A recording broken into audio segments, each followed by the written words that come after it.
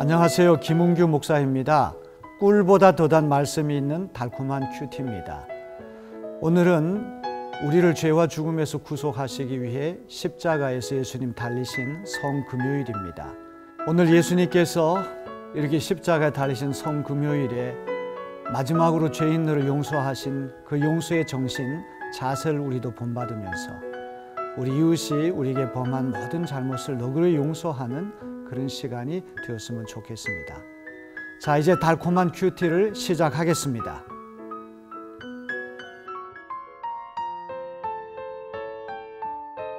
용서할 줄 모르는 종의 비유 1. 마태복음 18장 22절. 예수께서 이르시되 내게 이르노니 7번뿐 아니라 7번을 70번까지라도 할지니라.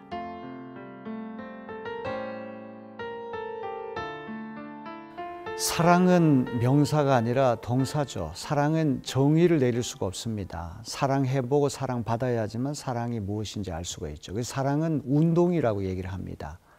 연기가 하늘로 올라가고 물이 아래로 내려가듯이 사랑하게 되면 움직이기 마련입니다. 눈길이 갑니다. 손길이 갑니다. 발길이 그곳으로 가게 됩니다. 책을 좋아하는 이는 어느 도시에 가든지 서점으로 발길을 향할 것입니다. 술을 좋아하는 사람은 술집으로 가겠죠. 영화 구경을 좋아하는 사람은 극장으로 가겠죠. 사랑은 운동입니다. 근데 우리가 행복해지기 위해서는 이 사랑의 대상을 잘 정해야 되고 사랑의 질서를 잘 세워야 됩니다. 최고로 사랑할 분을 최고로 사랑하고 더 사랑할 걸 더 사랑하고 덜 사랑할 걸 덜 사랑하고 똑같이 사랑할 걸 똑같이 사랑해야 됩니다. 야곱이 12아들이 있었는데 요셉을 지나치게 편애함을 통하여 가정이 붕괴가 됐습니다. 가정에 비극이 찾아왔습니다. 똑같이 사랑할 것을 그렇게 사랑하지 못했기 때문에 그런 것이죠. 이렇게 우리가 사랑의 질서를 잘 세우는 것이 얼마나 중요한지 알 수가 없습니다. 요한 1서, 2서, 3서에 보면은 하나님은 사랑이시다 그렇게 말씀하지 않습니까? 이보다 더 좋은 정의는 없다고 저는 생각합니다. 하나님은 사랑이시라. 예수님이 이 땅에 오셔서 보여주신 것도 사랑의 극치, 사랑의 절정을 우리에게 보여주셨죠. 저는 바울 서신, 바울 사도께서 쓰신 13통의 편지가 신약성경에 들어와 있는데 그분의 최고의 어떤 사상의 절정은 고린도전서 13장이라는 생각을 해봅니다.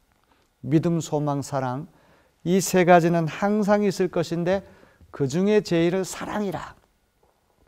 믿음이라고 하는 것, 예수님이 다시 재림하시면 믿었던 게 다 현실로 이루어지니까 천국에 가면 믿음 필요 없어요. 소망, 이 땅에서 기대 품었던 것이 천국이 실현되면 소망도 실현되니까 필요 없어요. 지상에서나 천상에서나 여전히 한결같이 남아있는 것 유일한 것이 사랑이기 때문에 사랑이 최고라고 말씀했겠죠. 마태복음 5장부터 7장까지 그 유명한 산상수훈에 보면 예수님이 무제약적인 사랑을 가르치시지 않습니까? 오른뺨을 치거든 왼뺨을 돌려대라. 오른손잡이가 상대편의 오른뺨을 치려면 이게 손바닥으로 못 치고 손등으로 쳐야 돼요. 뺨을 얻어맞는 것도 치욕적인데 손등으로 얻어맞는다는 이중의 치욕 아닙니까? 겉옷을 달라거든, 속옷을 달라거든 겉옷까지 주라. 이게 자꾸 착각하는데 이스라엘 사람들은 이 겉옷이라고 하는 것이 이불 대용이란 말이죠. 낮에는 뜨겁고 밤에는 기온이 뚝 떨어지니까 이불을 덮지 않으면 추워서 잠을 못 잡니다. 설령 속옷을 줄 수는 있어도 겉옷은 줄 수가 없는데 속옷 달라면 겉옷까지 주라. 또 그 당시 로마의 식민 통치를 받았기 때문에 군수 물자를 이동할 때 어떤 장정, 유대인 장정 만나면 무조건 오리까지 강제 차출이 가능한데 심리를 가주라. 예수님 용서를 가르쳐 주십니다. 원수를 용서하라. 그래서 예수님이 십자가에 달려 돌아가실 때 7마디 말씀, 이 가상 7원이라고 우리 얘기를 해요. 십자가에서 7마디 말씀하셨는데 이게 다 굉장히 중요한 말씀이거든요. 그런데 그 중에 하나가 자기를 십자가에 못 박는 원수들을 향하여 하나님 저들을 용서하여 주시옵소서. 저들이 하는 짓을 모르고 있습니다. 옆에 강도 한 사람이 그 광경을 쳐다보고 야, 이분은 죄가 없는 분인데 이렇게 십자가 처형을 당하는데 그 원수들을 용서하다니, 야, 이분이야말로 하나님의 아들이 맞아. 그래서 예수님을 하나님의 아들로 믿고 고백하지 않습니까? 예수님이 십자가에 달리셔서 마지막 하신 말씀도 용서라는 것이죠.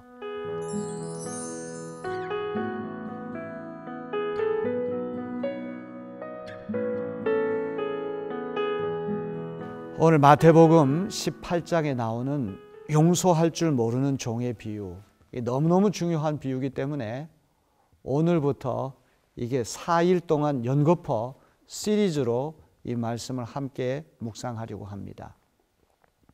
어떤 임금님에게 1만 달란트를 빚진 종이 있어요. 제가 1만 달란트가 환산하면 어느 정도 가치가 있는가를 알아봤더니 노동자 한 사람이 20만 년 정도 일해야지 벌 수 있는 돈이래요. 그런데 갚을 능력이 없어요. 처자식을 다 팔아가지고 인신매매를 해도 갚을 여력이 없는 거예요. 그래서 임금님이 불쌍히 여겨, 너무 그 사람이 처지가 불쌍히 생각이 되어서 1만 달란트를 탕감해 줬어요. 1만 달란트를 탕감받은 이 종이 자기 겨우 100데나리온 빚진 종을 멱살을 거머쥐고 빨리 갚으라. 100데나리온 환산해 보니까 노동자 한 사람이 넉 달 정도 일하면 벌 수 있는 임금이라고 그래요.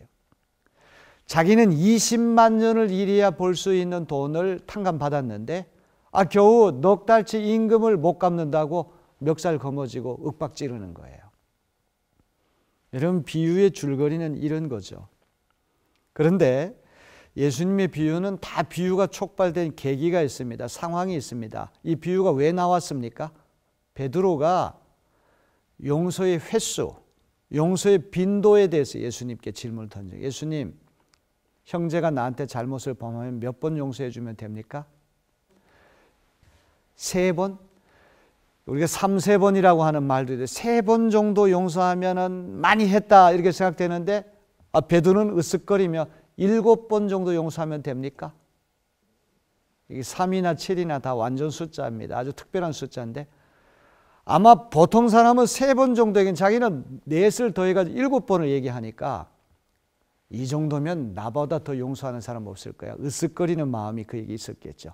예수님 하시는 말씀이 야, 7번을 70번씩 7번을 70번 490차례 그렇게 해도 더 용서해야 된다. 이거는 딱 490번만 용서하라고 하는 얘기가 아니라 무제한적으로 무제약적으로 용서하라고 하는 이야기 아닙니까? 베드로는 내 형제가 나에게 잘못을 범하면 몇 번 용서해 주면 됩니까? 용서의 빈도, 횟수, 양에 대한 질문을 던졌는데 이제 예수님께서 용서할 줄 모르는 종의 비유를 통해서 양보다 더 중요한 것이 질이라는 거예요. 용서의 질의 문제.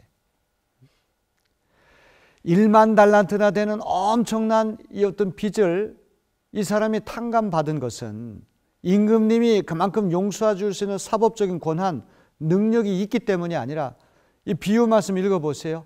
불쌍히 여겨. 이 사람의 처지가 너무 딱하게 여겨져서 그것을 용서해 주었는데 이 사람은 그걸 모른다는 얘기죠. 그러니까 용서받은 감사가 없습니다. 감격이 없습니다. 야, 20만 년 정도 일해야지 벌 수 있는 돈을 딱 일시에 다 탕감해 줬는데 겨우 넉 달치 임금 나에게 빚진 사람 용서 못 해주다니. 이거는 용서받은 감격과 기쁨과 감사가 없기 때문에 그렇게 된 거란 말이죠. 앞으로 이 비유를 우리가 4차례 살펴보면서 용서의 문제에 대해서 한번 깊이 생각해 보는 시간이 되었으면 좋겠어요. 세상에서 하기는 쉬워도 말하기는 쉬워도 실천하기 가장 어려운 말 중에 하나가 용서가 아닌가 싶습니다. 우리가 멀리 있는 사람 용서한다 이런 얘기 할 수 있지만 가정에서 상처를 준 아버지나 어머니, 형이나 동생이나 누나, 어떤 가정 불화를 일으키고 이런 사람 용서하는 건 너무너무 어렵습니다. 용서하려고 해도 쓴뿌리가 돼서 20년, 30년, 40년이 지나도 여전히 내 마음을 괴롭힐 수가 있는 것이죠. 용서는 먼저 하나님께서 이루 말할 수 없는 죄를 지은 우리를 사면하시고 구원해 주셨다. 예수 그리스도의 십자가의 구속의 은총을 통하여 나를 용서해 주셨다. 이런 용서에 대한 감격과 감사가 없다면 다른 이들을 용서하기가 정말 어렵다는 것이죠. 용서는 내가 하는 것이 아니라 하나님께서 내 안에 들어오셔서 하나님의 은혜로 할 수 있는 것임을 우리가 기억을 해야 됩니다. 용서는 참 어려운 것이지만 용서를 해야지만 내가 살 수가 있는 거예요. 내가 보복하려는 마음, 중오심을 품게 되면 나를 괴롭힌 사람한테 어떤 영향도 미치지 못합니다. 나만 괴로울 뿐이에요. 증오심과 복수심이라고 하는 것은 상대편을 무너뜨리고 해치는 것이 아니라 나를 무너뜨리고 나를 해치는 것이기 때문에 용서를 하나님께 다 맡기고 보복하는 걸 하나님께 다 맡기고 하나님의 은혜로 내가 용서하면 하나님이 내 마음속에 자유함을 주시고 평안함을 허락해 주실 줄로 믿습니다.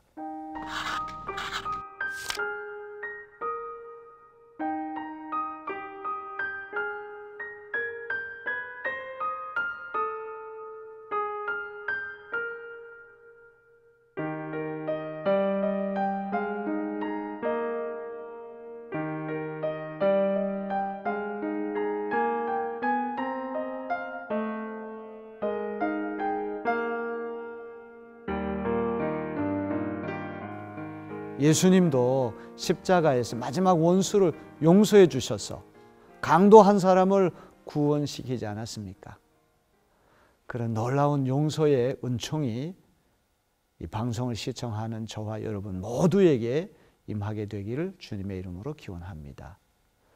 우리 다 함께 기도하시겠습니다.